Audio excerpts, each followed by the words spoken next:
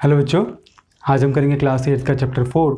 इसका नाम है materials, metals and non metals. देखिए बच्चों, ये बहुत इंपॉर्टेंट चैप्टर है।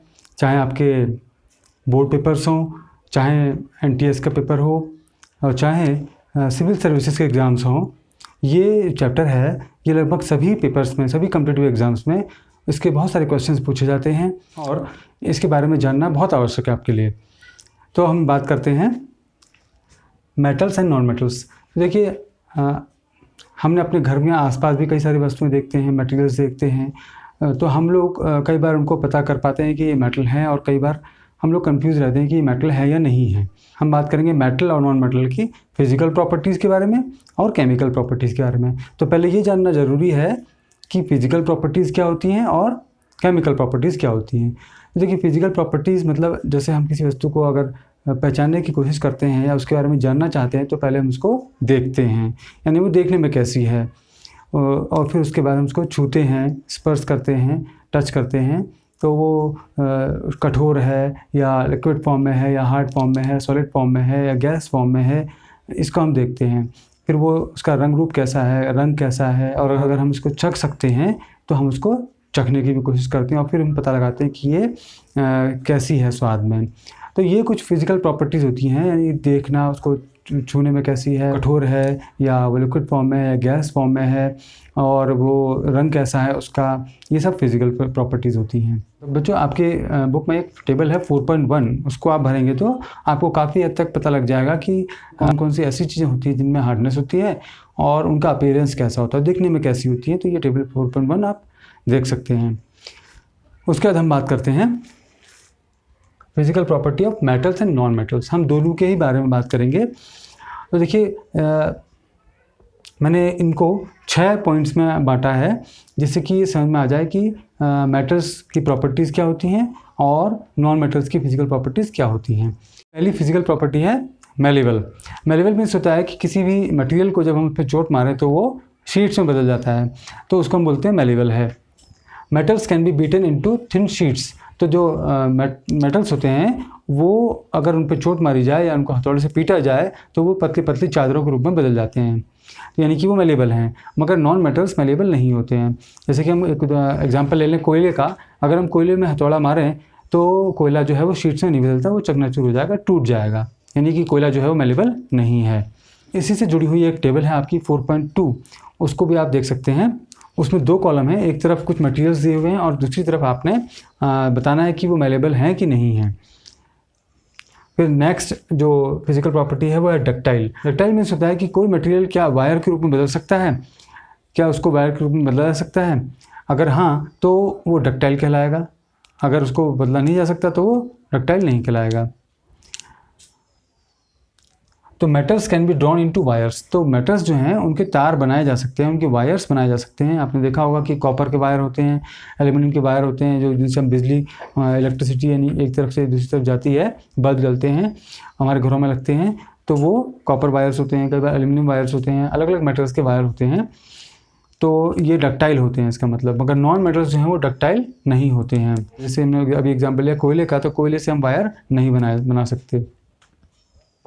फिर नेक्स्ट है सोनोरस। सोनोरस का मतलब होता है कि टन टन की आवाज़ करना या रिंगिंग साउंड करना। तो मेटल्स जो हैं वो रिंगिंग साउंड करते हैं। मेटल्स प्रोड्यूस रिंगिंग साउंड्स, मगर नॉन मेटल्स ऐसे साउंड नहीं करते हैं। अगर अब एग्जांपल लें, देखिए ये मेटल की प्लेट है, तो इसकी आवाज़ कैसे आएगी, इस तरह की आवाज़ करती है, यानी रिंगिंग साउंड करती है। और ये नॉन मेटल है और ये जो है मारने पर टक टक की आवाज़ कर रहा है, यानी अलग साउंड कर रहा है, रिंगिंग साउंड नहीं कर रहा है।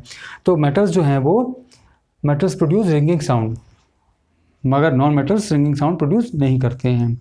नेक्स्ट है लस्टरस।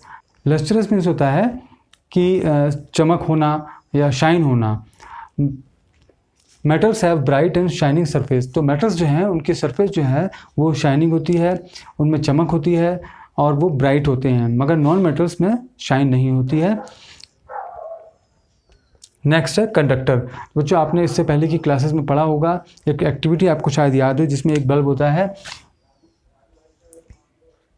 और उसको एक सेल से जोड़ा जाता है और यहाँ पर अलग अलग चीज़ें बारी बारी लगाई जाती हैं, जैसे कि कभी सेफ्टी पिन लगाई जाती है और कभी मैच स्टिक लगाई जाती है। तो सेफ्टी पिन लगाते हैं तो ये बल्ब जलने लगता है, मगर मैच स्टिक लगाने पर ये बल्ब नहीं जलता।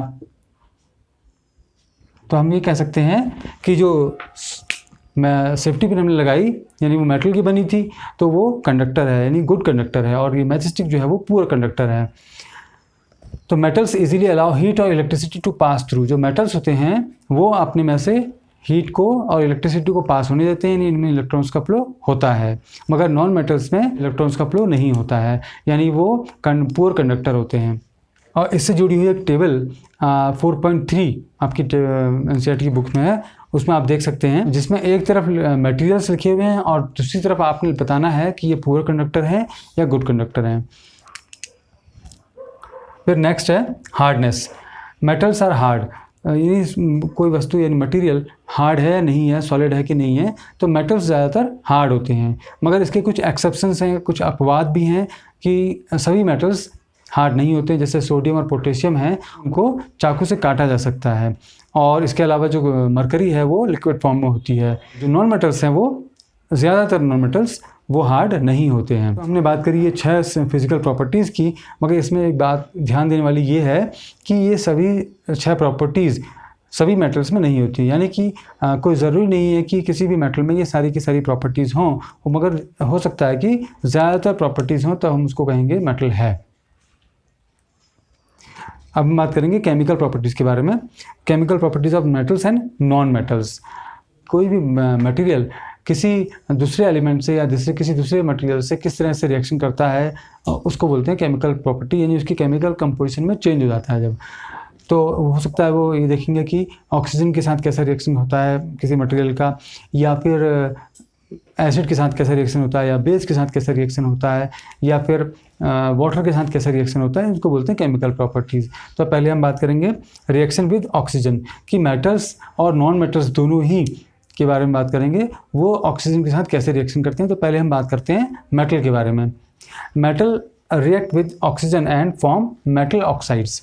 तो जो मेटल हैं वो ऑक्सीजन के साथ रिएक्शन करते हैं और मेटल ऑक्साइड्स बनाते हैं। अब हमें देखना है कि मेटल ऑक्साइड्स का नेचर क्या है। तो बच्चों आपको याद होगा कि आपने इससे पहले की क्लासेस में एसिड और बेस के बारे में पढ़ा है।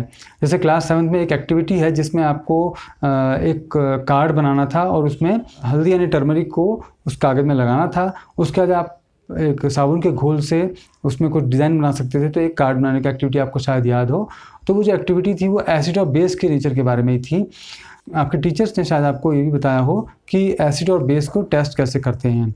एसिड को टेस्ट करने के लिए ब्लू लिटमस पेपर का इस्तेमाल किया जाता है, और जब कोई हमें पता करना होता है कि ये कोई सॉल्यूशन दिया हुआ है हमको और वो एसिड है या नहीं है, तो हम ब्लू लिटमस पेपर को उसमें डालते हैं, और ब्लू लिटमस पेपर अगर रेड में कन्वर्ट हो गया, इसको रंग बदल गया, लाल हो गया वो, तो हम समझ जाते हैं कि ये जो सॉल्यूशन है वो एसिडिक है। और जब हमें बेसिक सॉल्यूशन का पता करना होता है तो हम रेड लिटमस पेपर का इस्तेमाल करते हैं, और रेड लिटमस पेपर जब उसमें डालते हैं सॉल्यूशन में और अगर वो ब्लू हो जाए तो हम समझ जाते हैं कि वो बेसिक सॉल्यूशन है। तो इस तरह देखेंगे आप कि यहाँ भी ऐसा ही है। Metal oxides are basic in nature, यानी मेटल जो ऑक्साइड होते हैं वो बेसिक होते हैं। इसका मतलब ये है कि they turns red litmus paper blue. Metal oxide में अगर हम रेड लिटमस पेपर डालेंगे तो वो ब्लू हो जाएगा। तो हम समझ जाएंगे क्योंकि जो ये मेटल ऑक्साइड्स हैं वो बेसिक होते हैं।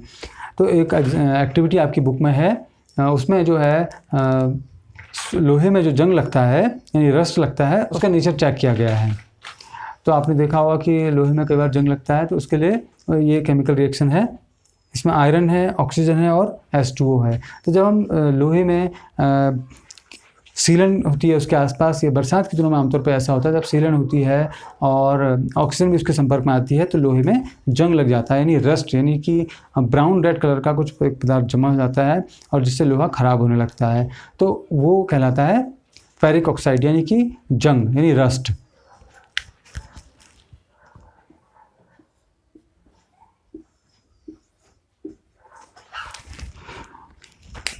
यानी कि आयरन ऑक्सीजन और पानी के संपर्क में भाप के रूप में आने पर लोहे में जंग लग जाता है। इसको हम पहले बैलेंस कर लेते हैं।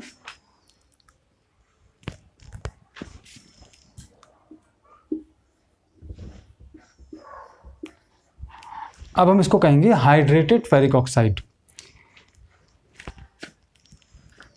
तो आप देखेंगे कि ये जो केमिकल रिएक्शन है ये बैलेंस हो गई। तो आप ये भी समझ सकते हैं इस रिएक्शन में देखकर कि अगर हमें लोहे में जंग लगने से बचाना है तो हमें क्या करना चाहिए, यानी कि ये दो चीज़ें ऑक्सीजन और H2O इन दोनों को लोहे के संपर्क में आने से बचाना होगा।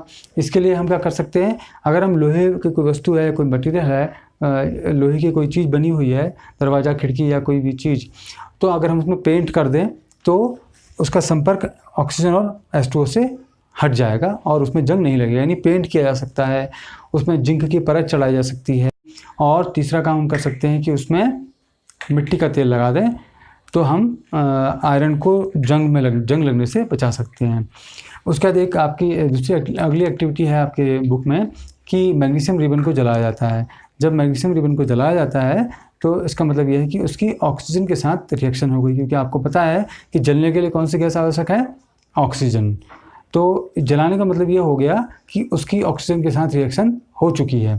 तो मैग्नीशियम प्लस ऑक्सीजन तो बनेगा क्या, मैग्नीशियम ऑक्साइड यानी MgO। अब हम इसको बैलेंस कर लेंगे।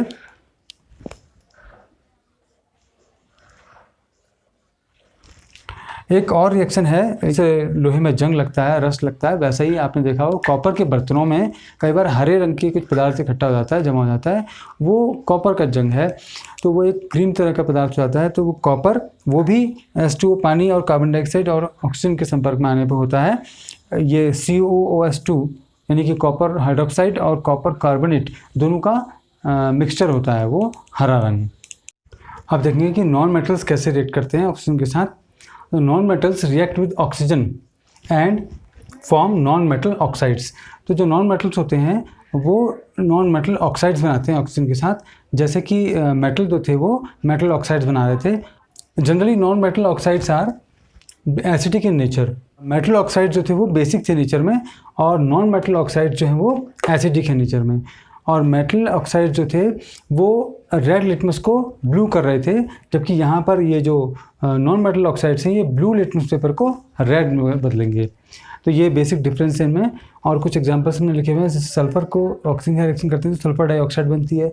ये एक पॉइजनस गैस है, मगर इसका इस्तेमाल कुछ प्रिजर्वेटिव्स के रूप में भी किया जाता है, जैसे कि ड्राई फ्रूट वगैरह को प्रिजर्व करने में इसका इस्तेमाल किया जाता है। फिर कार्बन प्लस ऑक्सीजन, तो कार्बन डाइऑक्साइड, जो कि कार्बन डाइऑक्साइड भी बहुत इंपॉर्टेंट हम लोगों के लिए। आपको पता है कि जो फोटोसिंथेसिस होती है उस प्रोसेस में कार्बन डाइऑक्साइड का इस्तेमाल किया जाता है।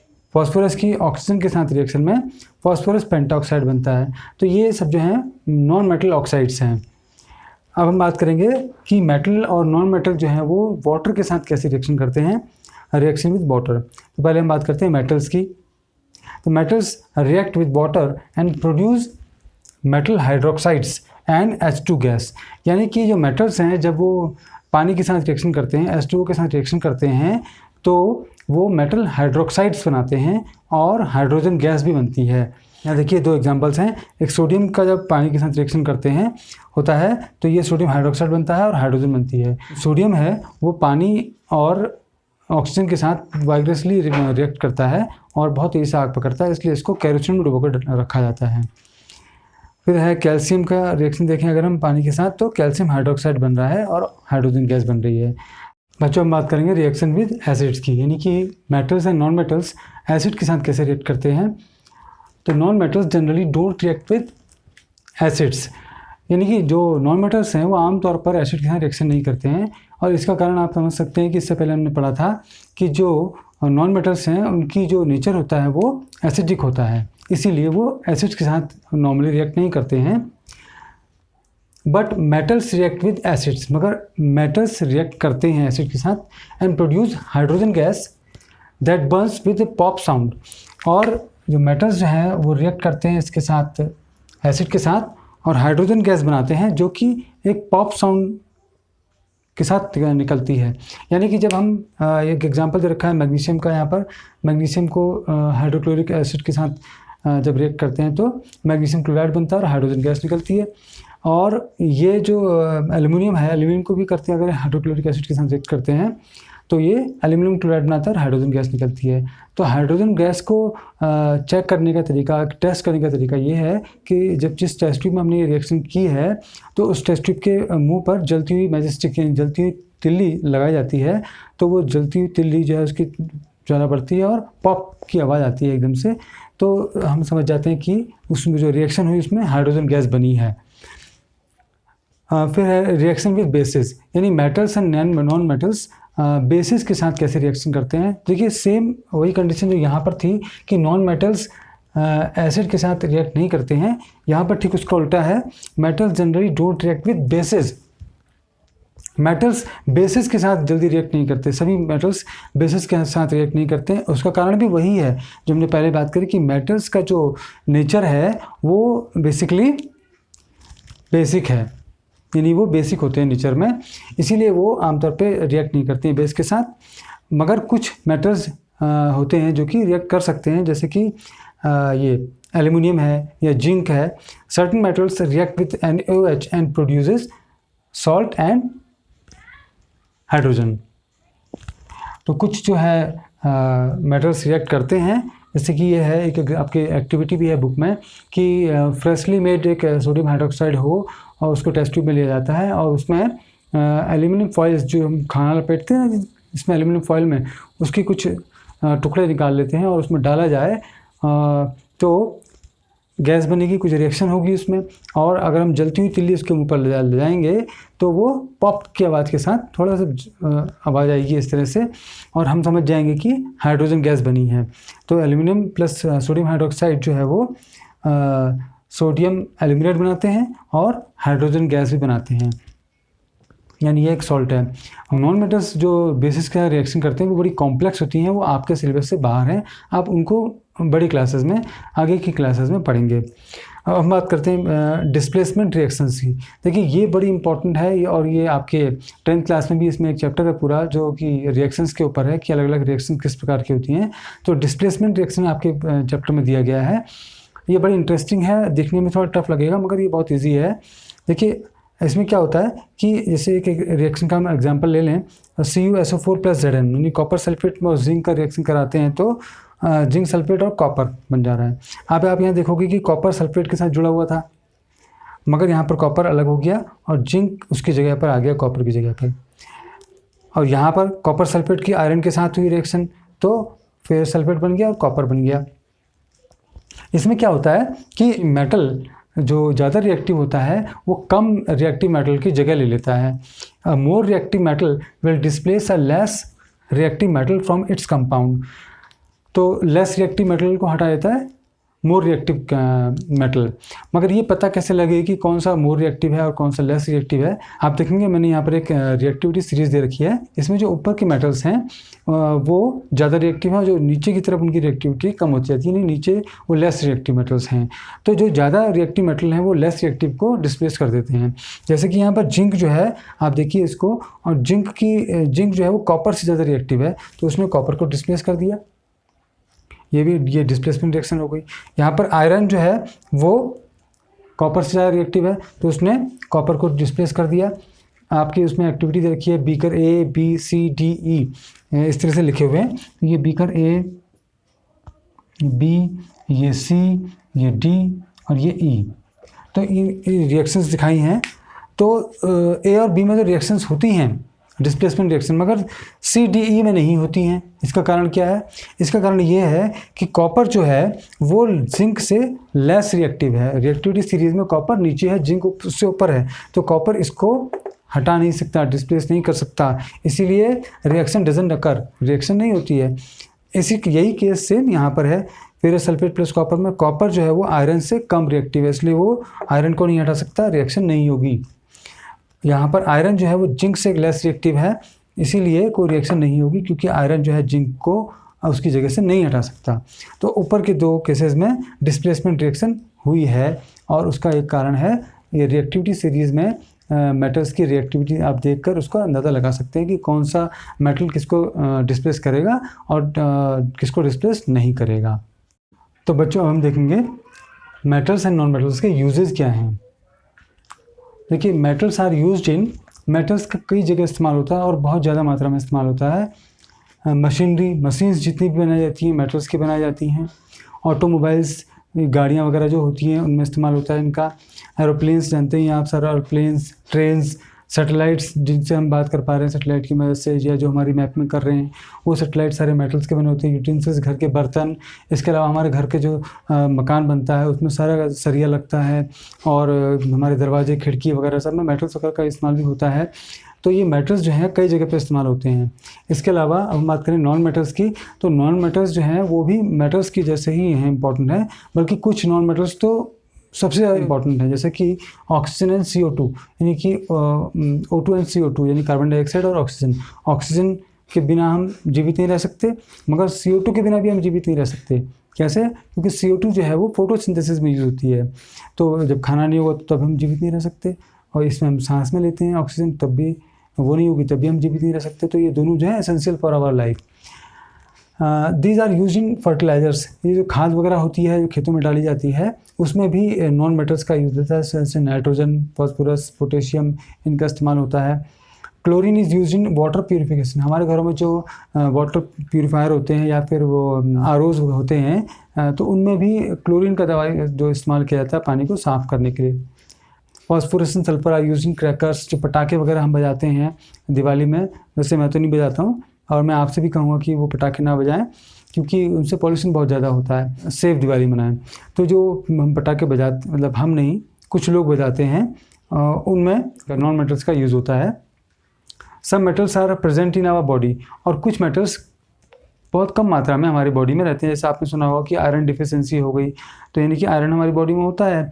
मैग्नीशियम भी होता है, सोडियम, जो नमक इस्तेमाल करते हैं उसमें सोडियम होता है।